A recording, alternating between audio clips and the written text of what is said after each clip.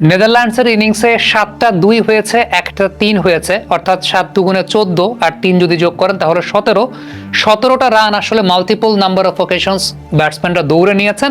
এর মধ্যে হ্যাঁ কিছু কিছু জায়গা তো অবশ্যই ঠিক আছে, সেগুলো 2 হতে পারে, কিন্তু কিছু কিছু 2 নেয়া এত বেশি মাত্রায় দৃষ্টিকটু লেগেছে, সেই জায়গাটায় কিন্তু 2 এর জায়গায় 1 হলে পরে সেটা বাংলাদেশের জন্য অনেক বেশি মাত্রায় বেনিফিশিয়াল ছিল, কিংবা এটা এক ধরনের একটা অশনি সংকেতও বটে। বিশেষ করে শরীফুলের কাছ থেকে আসলে দুটা খুব বাজে মিস্টেক দেখা গেছে। বডি ব্যালেন্স একেবারেই ঠিকঠাক মতো রাখতে পারেননি, সেই জায়গাটায় একেবারেই আমার কাছে ব্যক্তিগতভাবে মনে হয়েছে যে এখানে আসলে 2 হওয়ার কোনো মানে হয় না। দুবার এরকম হয়েছে যে 2 হওয়ার কোনো মানেই হয় না, সেখানে একই হতে পারতো। হৃদয়ের একটা থ্রো আমার কাছে একেবারেই ভালো লাগে নাই, যেটা মনে হয়েছে যে সেখানে হয়তো বা 1 হতে পারতো। নেদারল্যান্ডসের ব্যাটসম্যানরা কুইক ছিলেন, ওই ব্যালেন্সটা যেহেতু রাখতে পারেন নাই সেই জায়গাটায় তারা 2 নিয়েছেন।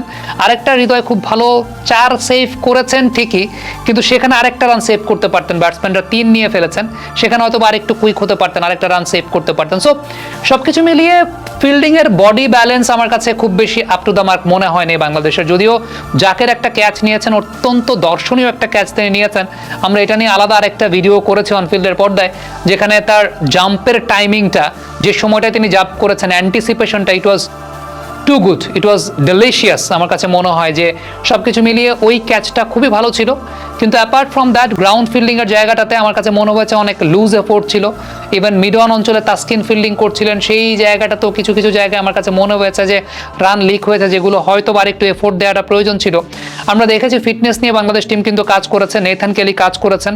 যদিও 10-12 দিনের ফিটনেস ক্যাম্প বা অনেকদিন গ্যাপের পর 10-12 দিনের ফিটনেস ক্যাম্প করেছে ঠিকই বাংলাদেশ, কিন্তু সত্যিকারের অর্থে এখানে আরও দৃশ্যমান উন্নতির জায়গা আছে, আরও উন্নতি করার প্রয়োজন আছে। বিশেষ করে আমি বলবো সেটা হচ্ছে আমাদের পেস বোলারদের ফিল্ডিংয়ের জায়গাটা। আমাদের পেস বোলারদের ফিল্ডিংয়ের জায়গাটা which is actually poor, এবং সেটার রিফ্লেকশনটা কিন্তু we saw during the physical test, যে সময়টাতে আসলে মাইল টেস্ট দেওয়া হয়েছিল, 1600 মিটার দৌড়ানো নেথান কেলি নিয়েছিলেন। সেই 1600 মিটার দৌড়ানোর টেস্টে তানজিম হাসান সাকিব ব্যতীত, ইভেন তানজিম হাসান সাকিব এবং সাইফুদ্দিন, এই দুজন পেস বোলার ব্যতীত বাকি পেস বোলারদের কিন্তু রানিং টাইমিংটা খুব একটা আপ টু দ্য মার্ক ছিল না, ব্যালেন্সের জায়গাটা খুব একটা আপ টু দ্য মার্ক ছিল না। অবশ্যই উন্নতি করার জায়গা আছে, এবং বিশেষ করে যেহেতু এখন বাংলাদেশ সাদা বলের ক্রিকেটে 2টা ফরম্যাটেই 3 জন পেসার নিয়ে খেলে বেস্ট 11-এ, সো আলটিমেটলি 3টা ফিল্ডিং পজিশন কিন্তু occupied by the pace bowlers. So when your pace bowlers are being occupied for 3 positions, আপনার কিন্তু এটা নিয়ে চিন্তা করার জায়গা আছে। এবং এই 3 জন পেস বোলারের এখনকার ফিল্ডিং লেভেলটা যদি আসলে 10-এর মধ্যে 5 থাকে, সেটাকে 6 কিংবা 7-এ নিয়ে যাওয়াটা খুব গুরুত্বপূর্ণ, কারণ runs are going to be leaked. So যখন runs are going to be leaked, ওই ব্যাপারটা নিয়ে কিন্তু টিম ম্যানেজমেন্টের সিরিয়াস হওয়ার ব্যাপার রয়েছে, কারণ ব্যাটিং বোলিংয়ে তো শুধুমাত্র ক্রিকেট না, ফিল্ডিংটা একটা it's a very vital part. এবং সেই জায়গাটা আমার কাছে যেটা মনে হয়েছে এই ম্যাচটাতে, সেখানে ফিল্ডিংয়ের জায়গাটাতে হয়তো আরেকটু এক্সট্রা বিট অফ এফোর্ট দিলে নেদারল্যান্ডসকে আরও কম রানে বেঁধে ফেলা সম্ভব ছিল। ইভেন যখন রান বেরিয়ে যায়, অপোনেন্ট টিমের কলিজাটাও বড় হয়ে যায়। সো সব কিছু মিলিয়ে হোয়াট আই ফেল্ট যে ফিল্ডিংয়ের জায়গাটা একেবারেই স্যাটিসফাইং ছিল না। লিটন কুমার দাসের কিপিংয়েও একটা মিস গেছে, সেটা নিয়ে অনেকে কথা বলছেন। সো ওভারঅল সব কিছু মিলিয়ে আপনি ব্যাটিং বোলিং এগুলো তো স্পেশালাইজড স্কিলের ব্যাপার, ঠিক তেমনিভাবে ফিল্ডিংটাও কিন্তু একজন ক্রিকেটারের একদম বেসিক প্রাইমারি স্কিলের ব্যাপার, এবং সেখানে ফিটনেস লেভেলটাও খুব গুরুত্বপূর্ণ, বডি ব্যালেন্স লেভেলটাও গুরুত্বপূর্ণ।